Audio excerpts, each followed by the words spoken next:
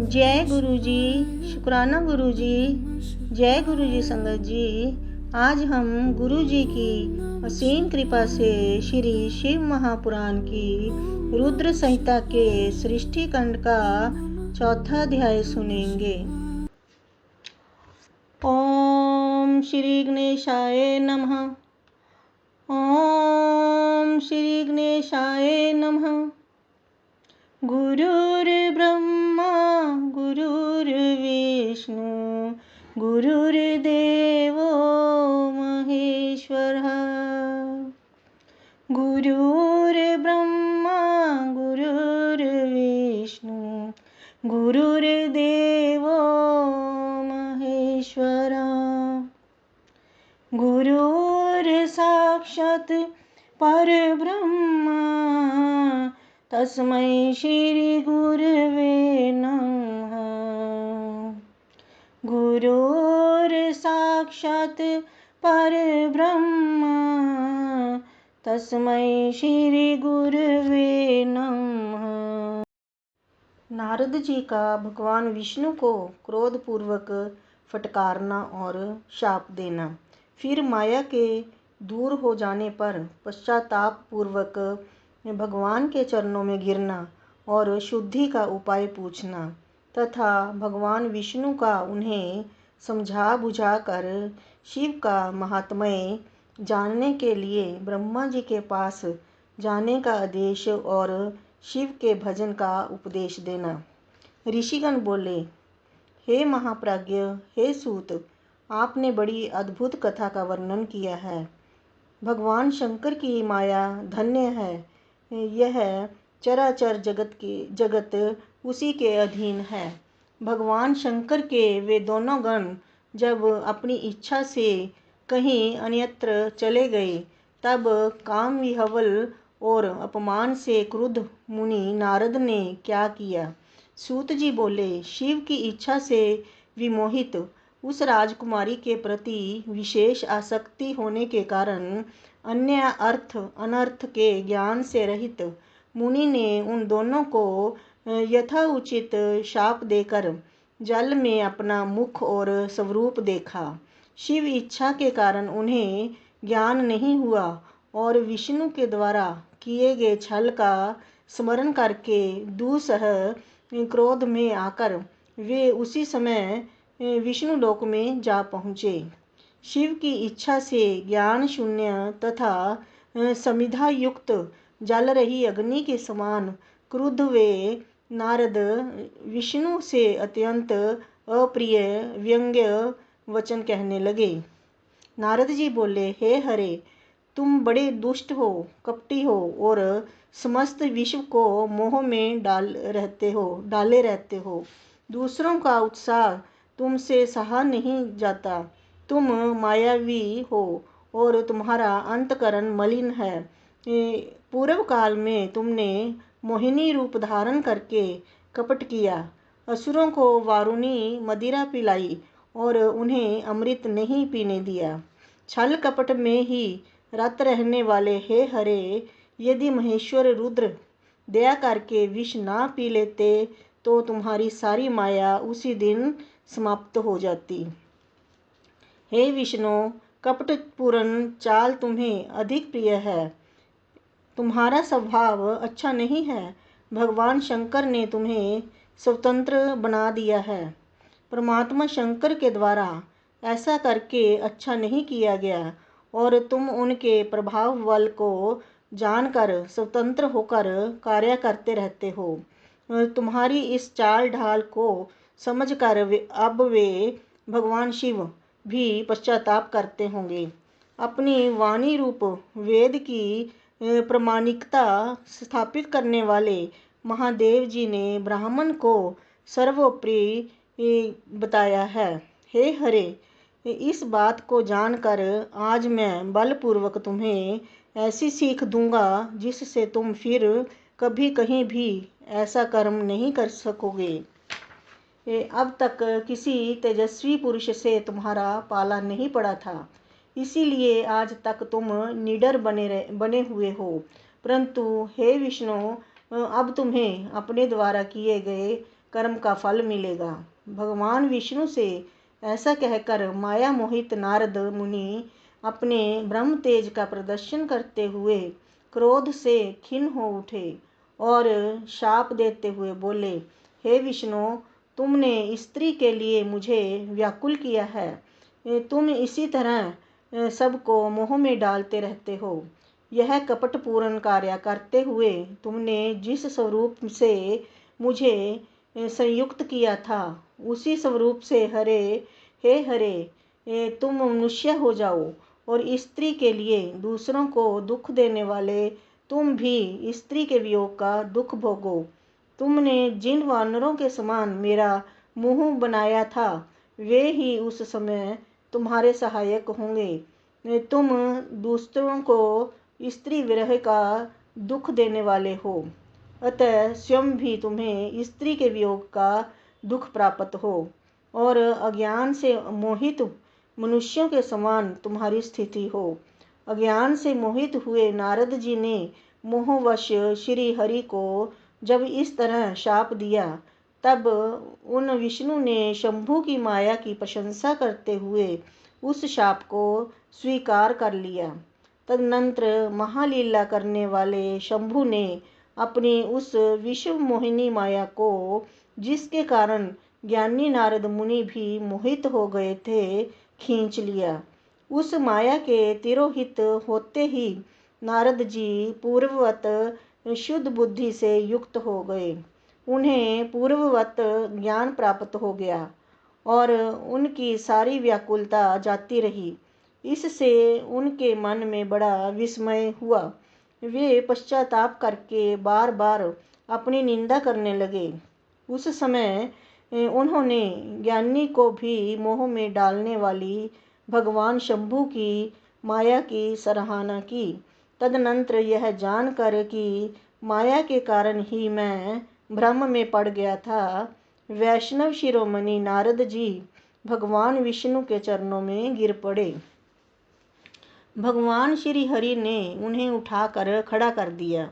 उस समय अपनी दुर्बुद्धि नष्ट हो जाने के कारण वे बोले, माया से मोहित होने के कारण मेरी बुद्धि बिगड़ गई थी, इसीलिए मैंने आपके प्रति बहुत दुर्वचन कहे हैं। हे नाथ, मैंने आपको शाप तक दे डाला है। हे प्रभु, उस शाप को आप मिथ्या कर दीजिए। हाय, मैंने बहुत बड़ा पाप किया है। अब मैं निश्चय ही नरक में पड़ूंगा। हे हरे, मैं आपका दास हूँ, अतः बताइए मैं क्या उपाय, कौन सा प्रायश्चित करूँ जिससे मेरा पाप समूह नष्ट हो जाए और मुझे नरक में ना गिरना पड़े। ऐसा कहकर शुद्ध बुद्धि वाले मुनि शिरोमणि नारद जी पुनः भक्ति भाव से भगवान विष्णु के चरणों में गिर पड़े। उस समय उन्हें बड़ा पश्चाताप हो रहा था। तब श्री विष्णु उन्हें उठाकर मधुर वाणी में कहने लगे। विष्णु बोले, हे तात, खेद मत कीजिए, आप मेरे श्रेष्ठ भक्त हैं, इसमें संशय नहीं है। मैं आपको एक बात बताता हूँ, सुनिए। उससे निश्चय ही आपका परम हित होगा। आपको नरक में नहीं जाना पड़ेगा। भगवान शिव आपका कल्याण करेंगे। आपने मद से मोहित होकर जो भगवान शिव की बात नहीं मानी थी, उसकी अवहेलना कर दी थी, उसी अपराध का ऐसा फल भगवान शिव ने आपको दिया है, क्योंकि वे ही कर्म फल के दाता हैं। आप अपने मन में यह दृढ़ निश्चय कर लीजिए कि भगवान शिव की इच्छा से ही यह सब कुछ हुआ है। सबके स्वामी परमेश्वर शंकर ही गर्व को दूर करने वाले हैं। वे ही पर ब्रह्म हैं, परमात्मा हैं। उन्हीं का सच्चिदानंद रूप से बोध होता है। वे निर्गुण हैं, निर्विकार हैं और सत्व, रज तथा मम तम इन तीनों गुणों से परे हैं। वे ही अपनी माया को लेकर ब्रह्म, विष्णु और महेश इन तीनों रूपों में प्रकट होते हैं। निर्गुण और सगुण भी वे ही हैं। निर्गुण अवस्था में उन्हीं का नाम शिव है। वे ही परमात्मा, महेश्वर, परब्रह्म अविनाशी, अनंत और महादेव आदि नामों से कहे जाते हैं। उन्हीं की सेवा से ब्रह्मा जी जगत के सृष्टा हैं। मैं तीनों लोकों का पालन करता हूँ और वे स्वयं ही रुद्र रूप से सदा सबका संहार करते हैं। वे शिव स्वरूप से सबके साक्षी हैं, माया से भिन्न और निर्गुण हैं। स्वतंत्र होने के कारण वे अपनी इच्छा के अनुसार चलते हैं। उनका विहार आचार व्यवहार उत्तम है और वे भक्तों पर दया करने वाले हैं। हे नारद मुनि, मैं आपको एक सुंदर उपाय बताता हूँ जो सुखद, समस्त पापों का नाश करने वाला और सदा भोग एवं मोक्ष देने वाला है। आप उसे सुनिए। अपने समस्त संशयों को त्याग कर आप भगवान शंकर के सुयश का गान कीजिए और सदा अनन्य भाव से शिव के शत नाम स्तोत्र का पाठ कीजिए, जिसका पाठ करने से आपके समस्त पाप शीघ्र ही नष्ट हो जाएंगे। इस प्रकार नारद से कहकर दयालु भगवान विष्णु ने उनसे पुनः कहा, हे मुनि, आप शोक ना करें, आपने तो कुछ किया ही नहीं है। यह सब तो भगवान शंकर ने अपनी इच्छा से किया है, इसमें शंका नहीं है। उन्होंने ही आपकी दिव्य बुद्धि का हरण कर लिया था। उन्होंने ही आपको काम का कष्ट भी दिया और उन्हीं भगवान शंकर ने आपके मुख से मुझे यह शाप भी दिलाया है। इस प्रकार उन्होंने संसार में अपने चरित्र को स्वयं प्रकट किया है। इसमें अन्य किसी का दोष नहीं है। वे मृत्यु को जीतने वाले, काल के भी काल और भक्तों का उद्धार करने में तत्पर रहने वाले हैं। मुझे शिव के समान अन्य कोई प्रिय नहीं है। वे ही मेरे स्वामी हैं, सुख और शक्ति देने वाले हैं। वे महेश्वर ही मेरे सब कुछ हैं। हे मुने, आप उन्हीं की उपासना करें, सदैव उन्हीं का भजन करें, उन्हीं के यश का श्रवण और गान करें तथा नित्य उन्हीं की अर्चना करें। हे मुने, जो शरीर, मन तथा वाणी से शंकर को प्राप्त कर लेता है वही पंडित है, ऐसा जानना चाहिए, और वही जीवन मुक्त कहा जाता है। शिव नाम रूपी इस दावाग्नि से महापातक रूपी पर्वत अनायास ही जलकर भस्म हो जाते हैं। यह पूर्णतः सत्य है, इसमें संदेह नहीं है। संसार में पापों के मूलभूत जितने भी प्रकार के दुख हैं, वे सर्वथा मात्र शिव पूजन से ही नष्ट हो जाते हैं। अन्य उपायों से उनका नाश संभव नहीं है। हे मुने, वही वैदिक है, वही पुण्य आत्मा है, वही धन्य है और वही बुद्धिमान है जो सदा शरीर, वाणी और मन से भगवान शंकर की शरण में चला जाता है। जिनके विविध प्रकार के धर्म कृत्य तत्काल फलोन्मुख फल देने वाले होते हैं, उनका पूर्ण विश्वास त्रिपुर के विनाशक शिव में होता है। महामुनि, शिव की पूजा से जितने पाप नष्ट हो जाते हैं, उतने पाप तो पृथ्वी में है ही नहीं। हे मुने, ब्रह्म हत्या आदि पापों की अपरिमित राशियां भी शिव का स्मरण करने से नष्ट हो जाती हैं। यह मैं पूर्ण सत्य कह रहा हूँ। शिव नाम का कीर्तन करने वाले लोग ही शिव नाम की नौका से संसार रूपी सागर को पार कर जाते हैं। संसार का मूल पाप समूह है, उसका नाश नाम कीर्तन से निश्चित ही हो जाता है। हे महामुने, शिव नाम रूपी कुठार से संसार के मूलभूत पापों का नाश अवश्य हो जाता है। पाप रूपी दावानल से दग्ध हुए लोगों को शिव नाम रूपी अमृत पीना चाहिए। पाप की दाव अग्नि से तपे हुए लोगों को उसके बिना शांति देने का कोई अन्य उपाय नहीं मिल सकता। शिव इस नाम की अमृतमयी वर्षा की धारा से नहाए हुए लोग संसार के पापों की दाव अग्नि के मध्य रहते हुए भी शोक नहीं करते हैं, इसमें संशय नहीं है। राग द्वेष में निरंतर लगे रहने वाले लोगों की शिव के प्रति भक्ति नहीं होती है, किंतु इसके विपरीत अर्थात पापों से विरत रहने वाले लोगों की मुक्ति तो निश्चित ही होती है। जिसने अनंत जन्मों में अपनी तपस्या से शरीर को जलाया होगा, उसी की भक्ति भवानी प्राण वल्लभ शिव के लिए संभव है। भगवान शिव के प्रति अन्यनता पूर्वक की गई शिव नाम भक्ति के अतिरिक्त अन्य साधारण भक्ति व्यर्थ ही हो जाती है। भगवान शिव के प्रति जिसकी भक्ति एकनिष्ठ तथा असाधारण होती है, उसको ही मोक्ष प्राप्त होता है। अन्य के लिए वह सुलभ नहीं है, ऐसा मेरा विश्वास है। अनंत पाप करने के पश्चात भी यदि प्राणी भगवान शंकर में भक्ति करने लगता है, तो वह सभी पापों से निर्मुक्त हो जाता है, इसमें संदेह नहीं है। जिस प्रकार वन में दाव अग्नि से वृक्ष भस्म हो जाते हैं, उसी प्रकार शिव भक्तों के पाप भी शिव भक्ति के प्रभाव से नष्ट हो जाते हैं।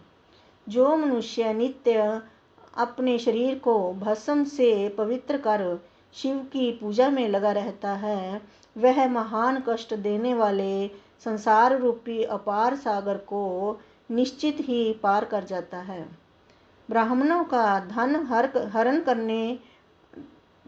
हरण करके और बहुत से ब्राह्मणों की हत्या करके भी जो मनुष्य विरूपाक्ष भगवान शंकर की सेवा में लग जाता है, उसे उन पापों से लिप्त नहीं होना पड़ता। संपूर्ण वेदों का अवलोकन करके पूर्ववर्ती विद्वानों ने यही निश्चय किया है कि भगवान शिव की पूजा ही संसार बंधन के नाश का उपाय है। हे मुने, आज से यत्न पूर्वक सावधान रहकर विधि विधान के साथ भक्ति भाव से नित्य जगदम्बा पार्वती सहित महेश्वर सदाशिव का भजन कीजिए। पैर से लेकर सिर तक भस्म का लेपन करके सम्यक रूप से आदर पूर्वक सभी श्रुतियों से सुने गए षडाक्षर शैव मंत्र ओम नमः शिवाय का जप कीजिए। प्रयत्न पूर्वक बताए गए नियमानुसार भगवान शिव के प्रिय रुद्राक्ष को धारण करके अत्यंत सद्भक्ति से ही सविधि मंत्र का जप करना चाहिए। नित्य शिव की ही कथा सुनिए और कहिए। अत्यंत यत्न करके बारंबार शिव भक्तों का पूजन किया कीजिए। प्रमाद से रहित होकर सदा एकमात्र शिव की शरण में रहिए, क्योंकि शिव के पूजन से ही निरंतर आनंद प्राप्त होता रहता है। हे मुनि श्रेष्ठ, अपने हृदय में भगवान शिव के उज्ज्वल चरणारविंदों की स्थापना करके पहले शिव के तीर्थों में विचरण कीजिए। हे मुने, इस प्रकार परमात्मा शंकर के अनुपम महात्म्य का दर्शन करते हुए अंत में आनंद वन काशी जाइए। वह स्थान भगवान शिव को बहुत ही प्रिय है। वहाँ विश्वनाथ जी का दर्शन करके भक्ति पूर्वक उनकी पूजा कीजिए। विशेषतः उनकी स्तुति वंदना करके आप निर्विकल्प संशय रहित हो जाएंगे। हे मुने, इसके बाद आपको मेरी आज्ञा से भक्ति पूर्वक अपने मनोरथ की सिद्धि के लिए निश्चय ही ब्रह्मलोक में जाना चाहिए। हे मुने, वहाँ अपने पिता ब्रह्मा जी की विशेष रूप से स्तुति वंदना करके आपको प्रसन्नता पूर्वक हृदय से बारंबार शिव महिमा के विषय में प्रश्न करना चाहिए। ब्रह्मा जी शिव भक्तों में श्रेष्ठ हैं। वे आपको अत्यंत प्रसन्नता के साथ भगवान शंकर का महात्म्य और शतनाम स्तोत्र सुनाएंगे। हे मुने, आज से आप शिव आराधन में तत्पर रहने वाले शिव भक्त हो जाइए और विशेष रूप से मोक्ष के भागी बनिए। भगवान शिव आपका कल्याण करेंगे। इस प्रकार प्रसन्नचित्त हुए भगवान विष्णु नारद मुनि को प्रेम पूर्वक उपदेश देकर शिवजी का स्मरण वंदन और स्तवन करके वहाँ से अंतर्धान हो गए। इस प्रकार श्री शिव महापुराण के अंतर्गत द्वितीय रुद्र संहिता के प्रथम खंड में नारद विष्णु उपदेश वर्णन नामक चौथा अध्याय संपूर्ण हुआ। जय गुरु जी। ओम नमः शिवाय।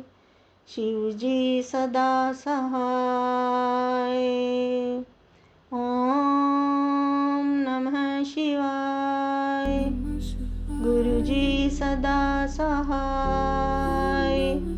जय गुरु जी।